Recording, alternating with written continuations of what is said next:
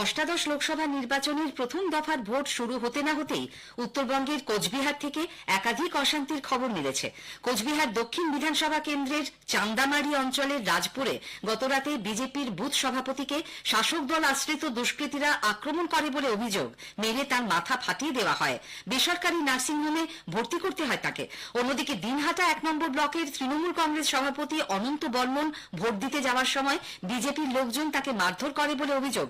দিনহাটা মহকুমা হাসপাতালে নিয়ে যাওয়া হয় তাকে। আহত নেতাকে দেখতে হাসপাতালে যান উত্তরবঙ্গ উন্নয়ন মন্ত্রী উদয়ন গুহ।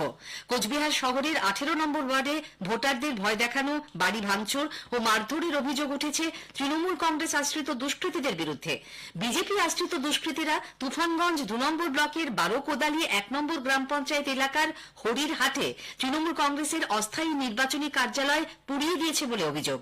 আবার জলপাইগুড়ির ডাবগ্রাম ফুলবাড়ি এলাকায় তাদের বুথ অফিসে তৃণমূল কংগ্রেস আশ্রিত দুষ্কৃতীরা আগুন ধরিয়ে দিয়েছে বলে অভিযোগ করেছে বিজেপি। শাসক দল অবশ্য অভিযোগ অস্বীকার করেছে। অন্যদিকে মেঘলা আবহাওয়ায় আলিপুরদুয়ারে ভোট চলেছে শান্তিতেই। আলিপুরদুয়ার বিধানসভা কেন্দ্রের একাধিক বুথে ইভিএম খারাপ হয়ে যাওয়ায় সকাল 8:30 পর্যন্ত ভোটদান স্থগিত থাকে, পরে অবশ্য তা শুরু হয়। কোচবিহার, জলপাইগুড়ি ও আলিপুরদুয়ার এই 3টি আসনে সকাল 9টা পর্যন্ত ভোট পড়েছে, গড়ে 15% মতো। এদিকে মাথাভাঙায় 22গুড়ি হাই স্কুলের ভোট কেন্দ্রে মোতায়েন এক সিআরপিএফ জওয়ানের মৃত্যু হয়েছে। নীলেশ কুমার নীলু নামে বিহারের বাসিন্দা ওই জওয়ানের নাক মুখ দিয়ে গতরাতে রক্তপাত শুরু হলে দ্রুত তাকে হাসপাতালে নিয়ে যাওয়া হয়, তবে বাঁচানো যায়নি। তৃতীয় দফার ভোটের জন্য প্রার্থীপদ দাখিলের সময়সীমা আজ শেষ হচ্ছে। এই দফায় রাজ্যের 4টি সহ 94টি আসনে ভোট নেওয়া হবে 7ই মে। এ রাজ্যের আসনগুলি হল মালদা উত্তর, মালদা দক্ষিণ, জঙ্গিপুর ও মুর্শিদাবাদ। একই সঙ্গে মুর্শিদাবাদের ভগবানগোলা বিধানসভা কেন্দ্রের উপনির্বাচনেও 7ই মে ভোট গ্রহণ। ভোটের প্রচারে তৃণমূল কংগ্রেস প্রধান মুখ্যমন্ত্রী মমতা ব্যানার্জি আজ মুর্শিদাবাদে থাকছেন। দলীয় প্রার্থীদের সমর্থনে 2টি জনসভা করবেন তিনি। প্রথমে সভা করবেন হরিহরপাড়ায়, তারপর জঙ্গিপুরে। গতকাল রায়গঞ্জ ও বালুরঘাটে প্রচার সেরে মালদার নারায়ণপুরের একটি হোটেলে যান মুখ্যমন্ত্রী। আগামীকাল মালদায় তার জনসভা করার কথা। অন্যদিকে বিজেপি প্রার্থী কেন্দ্রীয় জাহাজ প্রতিমন্ত্রী শান্তনু ঠাকুর আজ নিজের লোকসভা কেন্দ্র বনগাঁয় একাধিক প্রচার কর্মসূচিতে অংশ নিচ্ছেন।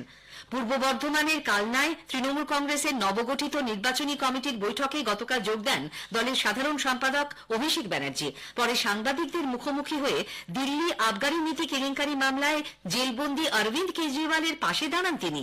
বিজেপির সর্বভারতীয় সভাপতি জেপি নাড্ডাকে গ্রেপ্তারের দাবি জানিয়ে অভিষেক বলেন, যে কেলেঙ্কারিতে 100 কোটি টাকার দুর্নীতির অভিযোগ উঠেছে তার 55 কোটি টাকা ইলেকটোরাল বন্ডের মাধ্যমে গেছে বিজেপির অ্যাকাউন্টে। সেক্ষেত্রে ইডির উচিত জেপি নাড্ডাকেও গ্রেপ্তার করা।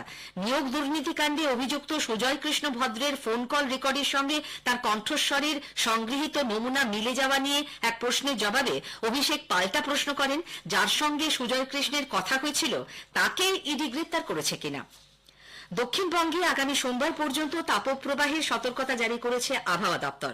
গাঙ্গেয় পশ্চিমবঙ্গে তাপমাত্রা উঠতে পারে স্বাভাবিকের 4 ডিগ্রি ওপরে, স্বাভাবিকের 4 থেকে 6 ডিগ্রি ওপরে। আজ থেকে রবিবার পর্যন্ত তাপপ্রবাহের কমলা সতর্কতা থাকছে 2 মেদিনীপুর, ঝাড়গ্রাম, পুরুলিয়া, বাঁকুড়া, বীরভূম ও 2 বর্ধমান জেলায়। 22 তারিখ দক্ষিণবঙ্গের প্রায় সব জেলাতেই তাপপ্রবাহের সম্ভাবনা। অন্যদিকে উত্তরবঙ্গের 3 জেলা, 2 দিনাজপুর ও মালদায় থাকবে অস্বস্তিকর ঘর্মাক্ত আবহাওয়া। উত্তরবঙ্গের বাকি জেলাগুলিতে আগামী বুধবার পর্যন্ত বৃষ্টির পূর্বাভাস দিয়েছে আবহাওয়া দপ্তর। কলকাতায় আজ সকালে সর্বনিম্ন তাপমাত্রা 28.3 ডিগ্রি সেলসিয়াস, স্বাভাবিকের থেকে 2 ডিগ্রি বেশি। তীব্র তাপপ্রবাহে খুদে স্কুল পড়ুয়াদের নির্দিষ্ট সময়ে জল খাওয়াতে ওয়াটার বিল ব্যবস্থা চালু হলো বাঁকুড়া গার্লস প্রাইমারি স্কুলে। স্কুল কর্তৃপক্ষের তরফে জানানো হয়েছে, প্রচন্ড গরমে ঘামের সঙ্গে শরীর থেকে অতিরিক্ত জল বেরিয়ে গেলেও যাতে শরীরে জলাভাব না হয় সে কথা মাথায় রেখে ছাত্রীদের নিয়মিত জল খাওয়ানোর ব্যবস্থা করা হয়েছে। সকাল 7:35, সকাল 7:45 ও 9:10 বেল বাজানোর সঙ্গে সঙ্গে সমস্ত ছাত্রী তাদের জলের বোতল থেকে জল খাবে।